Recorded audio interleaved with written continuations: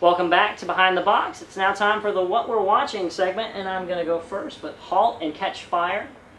You guys still aren't watching this, are you? You're still watching it, which means it's pretty good then, because right? I love it. But I seem to be one of the few. Well, there's only a couple episodes, right?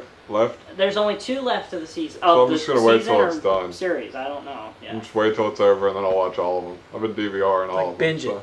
Yeah. Just hit it all the way through. Well, the one that aired last week was really, really good. It was a game-changing episode for the show. I mean, you guys know the premise. We've talked about it on this show before. Yeah.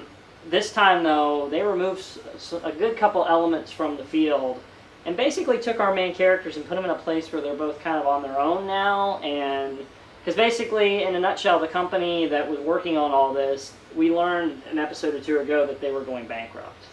And somehow that magically went away. And I always kind of wondered, like, they dropped it for an episode or 2. And then all of a sudden, it came back in their face as they came in and raided the place in this episode and basically took everything out. And the main head of the company ended up getting arrested. And we find out, I'm not going to give everything away, but he did something to kind of help the company and help them keep that computer on the thing. They've already designed the computer. It's finished. It's done. They've got the prototype built.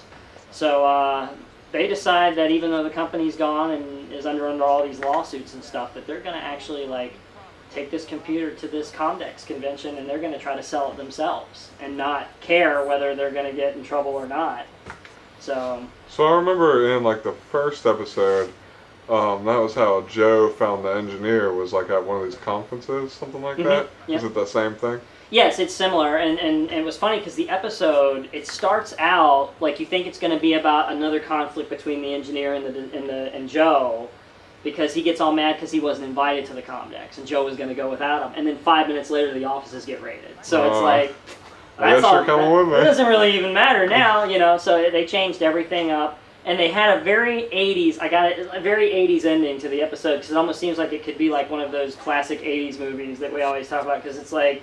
Basically, the 3 main characters, get in the car and drive off in the sunset on their own after all this crap has happened to them to get this computer ready. So, definitely a good watch, and I wish you guys would hurry up and get on that. And I think since you're that interested in it, maybe I will try to put... When you're done watching it, then I'll start watching it. If I don't give too much away on this show about it. Just don't. But I mean, it's a great show, but the thing I'm really getting disappointed is that the ratings aren't doing very well. Yeah. AMC still has not announced if they're going to renew or not. The only hope I'm holding out is at the end of the show when they put up the graphic or the credits and they're talking about the promos, they say, there's only 2 episodes left this season on Halt and Catch Fire. I'm like, well, they're not saying for the series, so maybe they're keeping it in their minds to bring it back for a season 2. Yeah. I'm hoping for it. So. Yeah, I mean, it's a problem because they haven't killed anybody off. So you gotta. People like shows where people die, so maybe they just need to kill off somebody and then they can. No, and it's true. Because after he was talking about that the last time I was looking at some of the studies, and they say that most people relate more with a show that is risky and kills off their main characters, and computer engineers, there's not really that much of a risk of death. Now, who knows? The next episode, they could all get in a car accident and 3 of them die. So they can go that route. A whole new cast. No one's going to come in and stab them or shoot them or flamethrower or there isn't any of that. So I mean, the worst. I mean, I do like TV shows like that because you're watching it and there's some drama. I kind of want someone to die, but then sometimes I have to dial back and I'm not watching a show like that. I'm watching a drama. No one's gonna, or at this particular one, no one's gonna just attack and kill. It's good to kill off. I mean, you got to. It's got to make it real every now and then, But I don't think doing it just for shock value in every other episode is worth it. I don't think killing somebody is the only way to add drama. No. I think Mad Men does it very well without ever killing people. They do that with cigarettes. Yeah, exactly. I've tried watching Mad Men. Cigarettes. But I mean, a lot of people love it, is what I'm saying. I tried too, because a lot of people love it. That's, I haven't watched it either, but they do well. So I'm not going to give up though. I'm still on the first couple episodes, 3 episodes. I'm trying to. I don't know. Well, there's always documentaries that you can watch on Netflix. Yes, there are. And it's true. This I watch a few. Blew my mind a little bit here. I mean, Kurt Russell. Yeah, so this is actually a Netflix original documentary called The Battered Bastards of Baseball. That's a name. Yeah, and so basically it's about Kurt Russell's dad, Bing Russell, who was a Hollywood actor himself. He was in Bonanza. He was like a deputy sheriff, and he was in all these like old Western shows and stuff. And he was kind of not quite a B actor, but kind of on that level. Like he was a working actor. He got killed a lot, didn't he? Yeah, he did. Yeah, it was like over 400 times he got killed in shows or something like that. Yeah, because he would always be the guy that gets shot, something like that. So it's about so he formed a minor league baseball team, and most minor league baseball teams, the way it works is a big parent team like the Red Sox or the Cardinals or somebody will buy these farm league teams and use those to develop players and bring them in and out of their major league team. So they're like low end players. They're not quite as good, but they can bring them in for support roles and basically like bring new guys in to test them out in the minor leagues and stuff like that. But what Bing Russell did is he was just like, hey, we're gonna have open tryouts. So he just opened it up to whoever wanted to come try out, and it's like a bunch of these ragtag guys that just kind of got either passed by, or maybe they were too old, or maybe just something was going on in their life that they couldn't be on a team, and he got them on his team, and they started winning a lot, and they ended up with the best record, minor league record ever.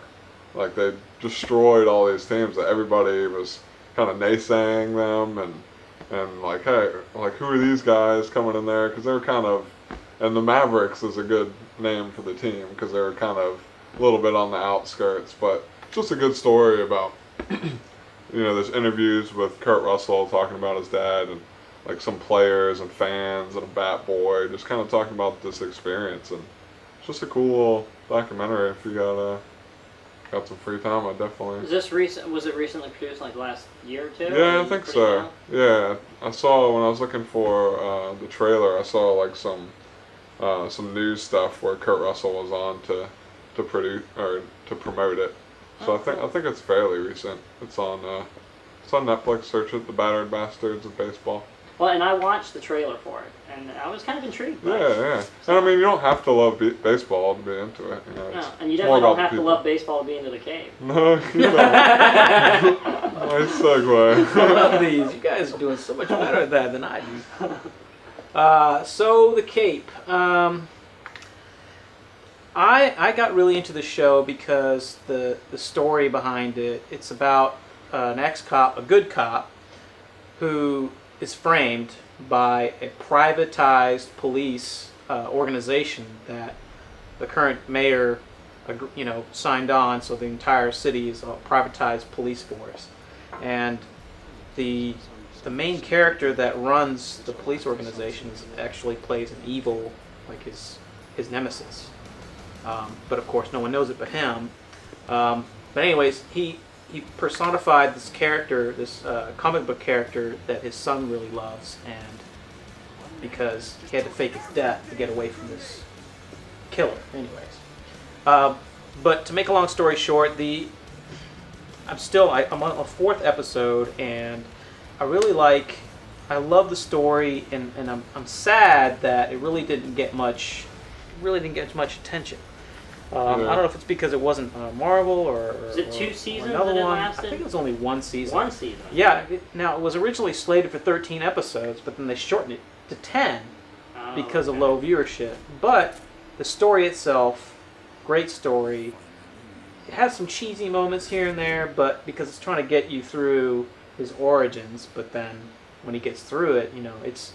Now, who's the lead actor in this? The lead actor is the same actor that we found in Revolutions.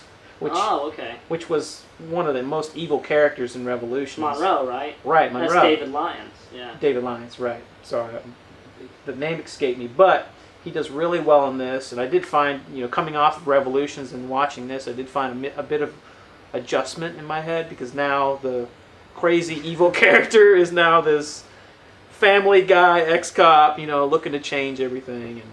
And, but in the end, I think it's, pretty good. was this originally an NBC show? Where did this Yeah, it's come an from? NBC show. Oh, well, that explains why they only gave it like 5 minutes. So, yeah. I mean, give it a chance, I guess. I kind of feel like this is like a low rent Batman, and that's why nobody liked it. It's kind of what it is. Like, it's a good show, and I mean, it works, and I mean, like, it works with the one season against the, I think his name's Chess or Clue or something like that. Chess. Yeah. Yeah. Is the villain's name, and that's a pretty decent villain, and he has, you know, he meets up, the Cape guy meets up with these circus people, and they train him and all that, which is cool. That was pretty decent. I'm like, right there when he's just started becoming part of that family.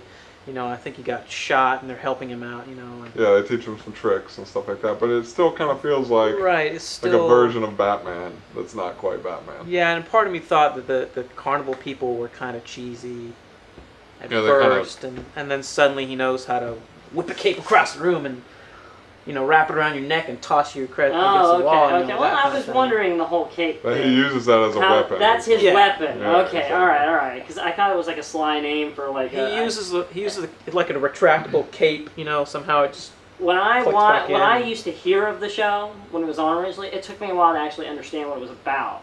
Because like long before that, The Cape, there was another show called The Cape.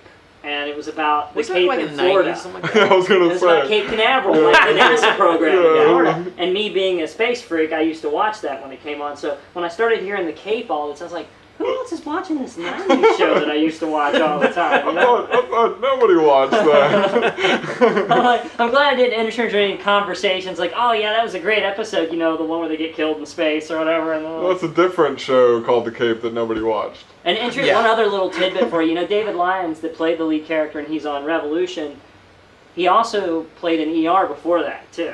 And Didn't he was everybody? like this really sappy, lovey type guy in that show. So it's weird to see him go through all those. He plays different roles very well. He has a very diverse acting background. So He does, playing, I mean, just all different sides of it. Gotta get work, right? But he plays a really great villain. I really liked him in Revolutions. He was. Oh, definitely. He was a But mean between SOB. him and Giancarlo Esposito, I mean, them two are just like, you know. And Giancarlo, have you made it to his episodes in Breaking Bad yet?